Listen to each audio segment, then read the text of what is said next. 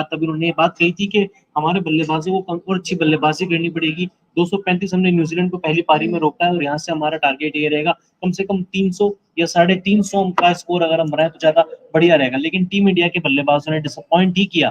भारत की बल्लेबाजी एक बार फिर से निराशाजनक रही। 263 पर टीम इंडिया ऑल आउट हो गई। कुछ जड्डू का बल्ला भी नहीं चला। ऐसा नहीं है कि रोहित और विराट नहीं चले, जड्डू ने भी कुछ खास झंडे नहीं गाड़े। रविंद्र जडेजा की अगर हम बात करें 25 गेंदों में 16 रन बना के आउट हुए। हालांकि अब यहाँ से 143 की बढ़त न्यूजीलैंड को मिल चुकी है। अभी भी उनका एक विकेट बचा हुआ है, यानी कि मान लीजिए अंकिता 150 या 155। लेकिन क्या वानखेड़े में ये टारगेट चेज हो पाएगा? क्योंकि वानखेड़े का जो हाईएस्ट सक्सेसफुल टारगेट चेज है वो 164 रन है। न्यूजीलैंड साउथ अफ्रीका ने साल 2000 में करके दिखाया था। 164 यहाँ का हाईएस्ट सक्सेसफुल टारगेट चेज हुआ है। तो इंडिया के लिए मुश्किलें बढ़ने वाली हैं। मुश्किलें बढ़ने वाली हैं लगती है, लेकिन थोड़े से कंधे अभी ठीक ठाक हो गए हैं। नहीं, लवी जिस तरीके से विजुअल जो मैंने देखे लाइव टीवी पे हाँ। गौतम गंभीर के, वो बिल्कुल डिसअपॉइंट थे। गंभीर के और अभिषेक नायर के, क्योंकि वो जानते हैं क्योंकि जिस तरीके से बॉल टर्न कर रहा है, बॉल काफी नीचे रह रहा है अंकिता। न्यूजीलैंड के बल्लेबाज बॉल खेल नहीं पा रहे हैं और उनके पास एजाज पटेल है जो दुनिया में कहीं नहीं चलते, वो मुंबई में आके चलते हैं। क्योंकि एजाज पटेल की एक खासियत रही है, वो कहीं विकेट नहीं लेंगे, लेकिन वानखेड़े स्टेडियम जब आएगा तब पता नहीं उनके अंदर एक अलग एनर्जी आ जाती है। उसके अलावा टीम में सचिन रविंद्र है, पार्ट टाइम बॉलिंग कर लेते हैं, अच्छे विकेट्स वो भी निकाल लेते हैं। उसके अलावा इस टीम के पास गेंदबाजी में कहूंगा अच्छा खासा अनुभव है। ग्लेन फिलिप, इन्होंने विराट कोहली रोहित शर्मा को बहुत परेशान किया है। इस सोडी इनके पास क्रिकेट खेलने का अनुभव है। यानी कि इंडियन टीम के पास ये जैसा कि मैंने स्टार्टिंग में भी कहा कि 143, 155, 160 जो भी टारगेट होगा वो 200-250 से कम नहीं है और टीम इंडिया के लिए उतना आसान नहीं होगा। रविचंद्रन अश्विन आपकी स्क्रीन पर है, न्यूजीलैंड के खिलाफ दूसरी पारी में 16 ओवर की गेंदबाजी की। हालांकि डे 2 की सबसे बड़ी हाईलाइट आज रविचंद्रन अश्विन ही रहे हैं। बतौर बल्लेबाज कुछ नहीं किया, लेकिन 16 ओवर में 63 रन देकर 3 विकेट लिए हैं और जिस तरीके से क्वालिटी स्पिन के तौर पर उन्होंने वो 3 विकेट चटकाए।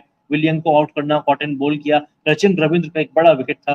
सचिन रविंद्र ने भी गलती की, आगे बढ़कर मारने की कोशिश करे, शायद भूल गए थे कि वो ऑस्ट्रेलिया है, इंग्लैंड में नहीं, वो इंडिया में रविचंद्रन अश्विन का सामना कर रहे हैं। आप एक दो इनिंग में उनको परेशान कर सकते हैं, बार बार आप अश्विन के खिलाफ इस तरीके की गलती नहीं कर सकते। 3 गेंदें खेली, 4 रन बनाकर अपना विकेट गवा बैठे। उसके बाद जो अश्विन ने विकेट लिया वो भी एक बड़ा विकेट था ग्लेन फिलिप का, जो कि अटैकिंग बल्लेबाजी कर रहे थे। 14 बॉलों में 26 बनाकर आउट हुए। उसके अलावा जिस तरीके से उन्होंने वो कैच रखा है रविचंद्रन अश्विन ने डेरिल मिचेल का, वो बड़ा कमाल का कैच था। 19 मीटर का एक दौड़ लगाई और मिड ऑन पे मतलब जबरदस्त कैच। कपिल देव के 1983 वाले वर्ल्ड कप वाले कैच की याद दिलाई। हालांकि विलियम ने काफी अच्छी बल्लेबाजी की, मतलब पारी को थोड़ा संभाल के भी रखा था। बिल्कुल 51 की पारी खेली, 100 बॉल का सामना किया।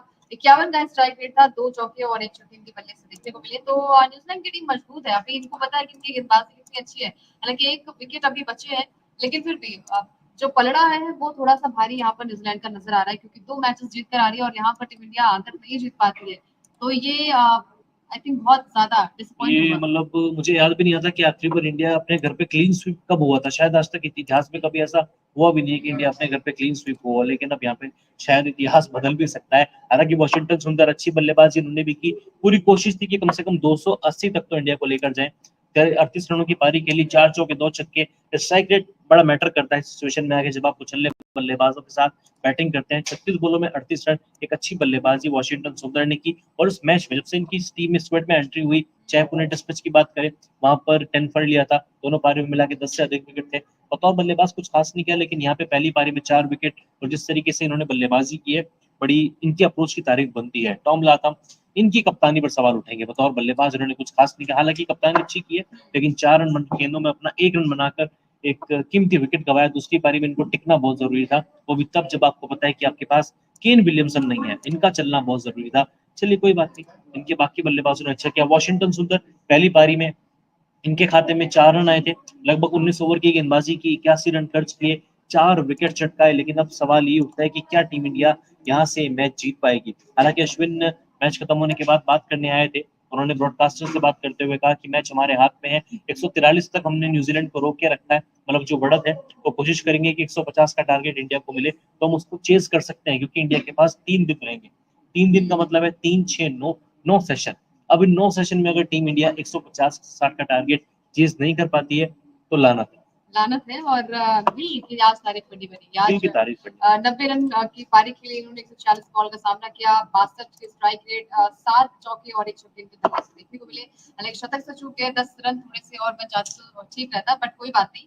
गिल ने संभाली पारी को। अदरवाइज कल आपने देखा 86 पे अकेले 4 विकेट गिर गए थे। 78 पे 2, उसके बाद 78 पे तीसरा विकेट गिरा, 84 पर चौथा विकेट गिरता है विराट कोहली का, अपनी बेवकूफी के चलते वो विकेट गंवाया, और जिस तरीके से भी पारी को बनाया, 96 रनों की पार्टनरशिप होती है शुभमन गिल और ऋषभ पंत के बीच। ऋषभ पंत का आप ग्राफिक्स दिखाइए, क्योंकि इन्होंने बड़ी अच्छी पारी खेली। बिल्कुल, हमेशा हम कहते हैं कि टीम मुश्किल में होती है और ऋषभ और पंत हमेशा खड़े रहते हैं मुश्किल से टीम इंडिया को संवारने के लिए। हमेशा इस खिलाड़ी के ऊपर क्वेश्चन मार्क रहता है, डाउट रहता है कि अच्छा कर पाएगा, अच्छा नहीं कर पाएगा, लेकिन आप स्ट्राइक रेट देखिए, इनको इसी प्रकार का क्रिकेट खेलने की जरूरत थी। पुणे में अगर वो रन आउट ना होते, विराट कोहली के साथ वो मिसकम्युनिकेशन ना होता, मिसकम्युनिकेशन, मिसअंडरस्टैंडिंग आप जो भी नाम दे लीजिए, वहां पर अगर ऋषभ पंत गिल के टिके साथ रहते, भी कल यही हुआ था, उन्होंने कॉल लिया था कल विराट कोहली वाले मैच, हाँ विराट कोहली, उसमें वो मैंने इनिंग देखी नहीं विराट कोहली की, लेकिन हाँ आप कह रहे हो तो उस तरीके से आउट हुए होंगे। लेकिन अगर ऋषभ पंत पुणे में टिक जाते ना, तो शायद टीम इंडिया सीरीज में इक्वल होती, 1-1 की बराबरी पर होती, लेकिन सरफराज खान से उम्मीद थी, सरफराज खान से।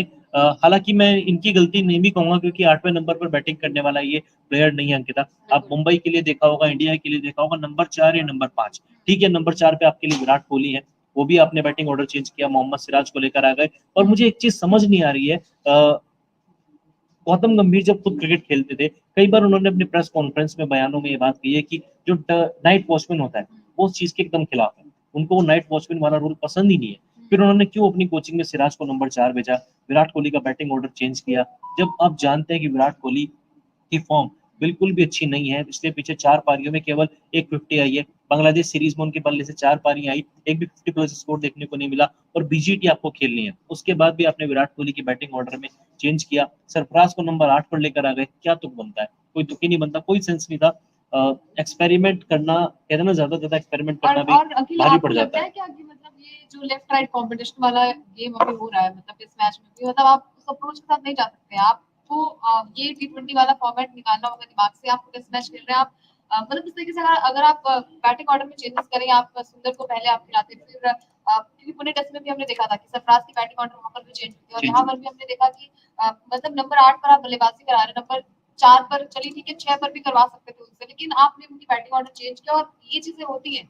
उन्हें विराट के साथ भी देखा हमने, इवन गिल के साथ देखा, एक साल से वो जूझ रहे थे नंबर 3 पर बल्लेबाजी जब करने आए थे, तो ये चीजें मैटर करती है वहां पर, लेकिन नहीं, कप्तान आपको साहब के कहीं ना बारे में कहीं क्या वो कहेंगे? मानसिकता चेंज करनी पड़ेगी वनडे टी20 क्रिकेट वाली, क्योंकि इस तरीके का अप्रोच ना, लिमिटेड ओवर क्रिकेट में जब आपके पास ओवर लिमिट रहता है, आपके पास समझ में आता है कि आप लेफ्ट राइट कॉम्बिनेशन कर रहे हैं, लेकिन जब आप टेस्ट क्रिकेट खेल रहे हैं, तब आप को लेफ्ट राइट कॉम्बिनेशन की इतनी अधिक, मुझे लगता है, जरूरत नहीं बनती। आप एक प्लेयर का बैटिंग ऑर्डर चेंज नहीं कर सकते, वो भी बार बार। एक आध बार समझ में आता है, आप इस पूरी सीरीज को उठा के देखें, बांग्लादेश वाली सीरीज उठा के देखें, विराट नंबर 3 भी खेला है, नंबर 4 भी खेला है, नंबर 5 भी खेला है, और इस सीरीज में विराट के साथ ऐसा देखने को मिल रहा है। तो कप्तान साहब, इनके बारे में तो मैं आपसे सवाल करता हूँ यार, आप